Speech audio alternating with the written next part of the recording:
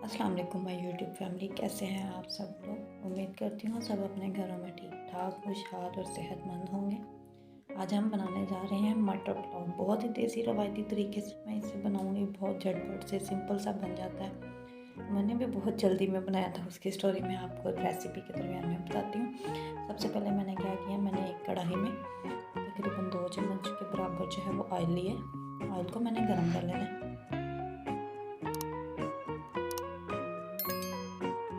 ये 2 चम्मच भर के मैंने ऑयल के लिए। अब इसमें मैंने एक बड़े साइज़ का प्याज जो है वो चॉप किया हुआ, चॉप नहीं मतलब फाइन कटिंग किया हुआ नॉर्मल सा, उसको मैंने कट करके 2 स्लाइसिस में इसको जो है ना वो मैंने जो ऑयल मैंने गर्म किया उसमें डाल दिया।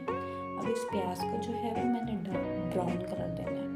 ये याद रखें, राइस के लिए मैं जो ब्राउन कलर दे रही हूँ वो डार्क ब्राउन कलर है, मतलब इसको फ्राई हम लोग करेंगे पहले।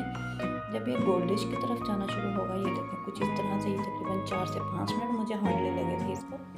ये इस तरह से इसका कलर आ गया।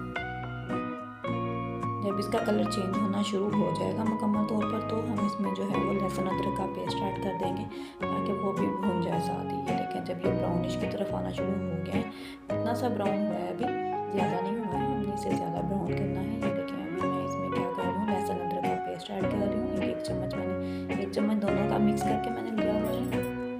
मैं इसको भी साथ ही ब्राउन कर लूँगी इसके। अच्छा ये याद रखिएगा, जब मैंने लहसुन अदरक का पेस्ट डालना है तो इसका कलर बहुत झटपट से जो है वो चेंज होना शुरू हो जाता है प्याज का। हमने प्याज़ों को जो है वो डार्क ब्राउन करना है। ये देखिए इस तरह से कुछ इसका कलर चेंज होना शुरू हो गया। अब मैंने इसमें क्या किया है, एक तेज़पात लेना है, एक तेज़पात लिया है, एक बड़ी, ये देखिए एक तेज़पात डाल दिया, एक बड़ी इलायची डाल दी, एक दालचीनी का टुकड़ा, 3 से 4 अदद साबुत काली मिर्चें। ये मैंने 3-4 चीज़ें जो है वो हर घर में तकरीबन मौजूद होती हैं, ये मैंने इसमें ऐड कर दी हैं। इसके साथ मैं टमाटर पेस्ट, एक बड़े टमाटर का पेस्ट जो है वो मैं ऐड कर रही हूँ इसमें। हल्का सा मैं पानी का छींटा इसमें लगा रही हूँ ताकि प्याज का कलर अब ज़्यादा इससे ब्राउन ना होने पाए, बस इतना ही ब्राउन रहे ताकि हमारे जो चावलों का कलर है वो गोल्डन ब्राउन सा कलर आ जाए। बहुत अच्छा सा कलर आएगा इससे। हमने इसको भूनते जाना है। इसमें हमने क्या किया, सब्ज़ मिर्चें 3 से 4 बड़ी मैंने सब्ज़ मिर्चों का पेस्ट बनाया हुआ था वो मैंने डाल दिया है इसमें। वो डालने के बाद मैं इसमें बाकी इंग्रेडिएंट्स भी आहिस्ता आहिस्ता डालती जाऊँगी।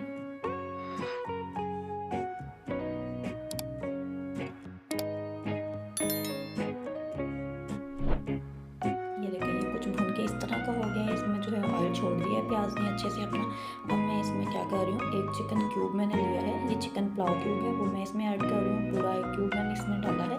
इसको डाल के अच्छे से इसके साथ ही मिक्स कर लेंगे। अब हमने क्या करना है, इसमें नमक वगैरह जो है वो थोड़ा कम डालेंगे। मैं नमक इसमें कम क्यों डाल रही हूँ, क्योंकि मैंने चिकन क्यूब डाला है, चिकन क्यूब में ऑलरेडी नमक होता है। ये देखिए अब मैंने इसमें तकरीबन 4 अदद जो है वो मैंने 4 चम्मच जो है ना वो नमक के डाले हैं। इसमें थोड़ा कट हो गया पार्ट वाला मेरा, मैंने इसमें 4 चम्मच नमक के डाले हैं। 1 चम्मच मैंने इसमें काली मिर्च का ऐड किया है। साथ में मैं भुना हुआ वाइट जीरा इसमें साबुत ऐड करूँगी।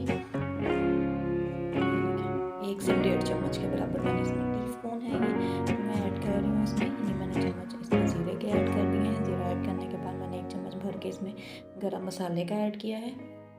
इन सभी इंग्रेडिएंट्स को मैं अच्छे से मिक्स कर लूँगी, अब भून लूँगी अच्छे से। इनको मिक्स करने के बाद कलर देखें अब डार्क ब्राउन सा आ गया, लेकिन ये अब जो है चावल जब हम इसमें डालेंगे तो इनका कलर लाइट गोल्डन ब्राउन सा शेड आएगा, बहुत ही खूबसूरत शेड आता है। हल्का सा पानी का छींटा लगा कर इसको मैं अच्छे से भूनती जा रही हूँ। कुछ इस तरह से इसको भूनते जाना है। असल में आज हुआ ये कि हम लोगों ने कुछ और प्लान किया था बनाने का, बट मेरे हस्बैंड को आज मटर पुलाव ही खाना था। यूजुअली उन्हें बिरयानी पसंद होती है, लेकिन आज उनकी सुई अटकी हुई थी कि हमने मटर पुलाव बनाना है। तो मैंने झटपट से ये जो है रेसिपी फॉलो की बहुत देसी तरीके से। अब मैंने फ्रीज़ किए हुए मेरे पास मटर थे, तकरीबन आधा किलो से थोड़े ऊपर ही हैं ये, जो मैंने इसमें ऐड कर दिए। अच्छा कुछ लोगों का कंसेप्ट होता है फ्रीज़ किए हुए जो मटर है उनका टेस्ट चेंज हो जाता है या फिर वो गलते टाइम से नहीं है। ये मैं हमेशा जो है मटर इकट्ठे मंगवा लेती हूँ, फिर इनके दाने निकाल के फ्रीज़ कर लेती हूँ कुछ इस तरह से। ये देखिए मैंने इनको 4 से 5 मिनट लगाए हैं तकरीबन, और ये बहुत अच्छे से गल गए। और मटरों का टेस्ट इस तरह था जैसे अभी फ्रेश हमने मटर निकाल के इसमें ऐड किए हुए हैं। तो वो हमारा कॉन्सेप्ट जो है कि फ्रीज़ किए हुए नहीं सही रहते हैं, तो ये बिल्कुल गलत है। टाइम बचत हो जाती है, टाइम की बहुत बचत हो जाती है इस तरह से बनाने से। अब देखिए मैंने झटपट से फरमाइश प्रोग्राम चला था हमारा, तो मैंने झटपट से मटर पुलाव बना लिया। अच्छा यहाँ से एक पार्ट जो है ना वो वीडियो रिकॉर्ड होने में मिस हो गया मेरे से। मैंने इसमें क्या किया है, मेरे पास टोटल 1 किलो चावल थे, इसमें मैंने 1.5 लीटर जो है वो पानी पानी का ऐड किया है 1.5 लीटर, मतलब ये टोटल मैंने अब ग्लास के अकॉर्डिंग अगर देखो, मोस्टली घरों में ग्लासेस के अकॉर्डिंग देखा जाता है, तो मेरे पास 2 ग्लास बड़े जो थे वो घर के चावलों के थे, और मैंने इसमें 3 ग्लास जो है वो पानी का ऐड किया है। उसको मैंने पकने के लिए रख दिया है। जब पानी अच्छे से उबाल आ जाएगा, पकना शुरू हो गया है, मैंने देखा है मटर भी थोड़े से पके हुए हैं, अब इनका मतलब गल चुके हैं मटर। तो मैंने इसमें क्या करना है, चावल जो मैंने तकरीबन जब चावल का मसाला भूनना शुरू किया था तभी मैंने चावल अच्छे से साफ़ करके भिगो दिए थे। 2 ग्लास यानी कि 1 किलो चावल थे। ये देखिए आप पानी बहुत अच्छे से इसमें जोश आ चुका है। अब मैं इसमें चावल ऐड कर दूँगी जो मैंने पहले से भिगोए हुए थे।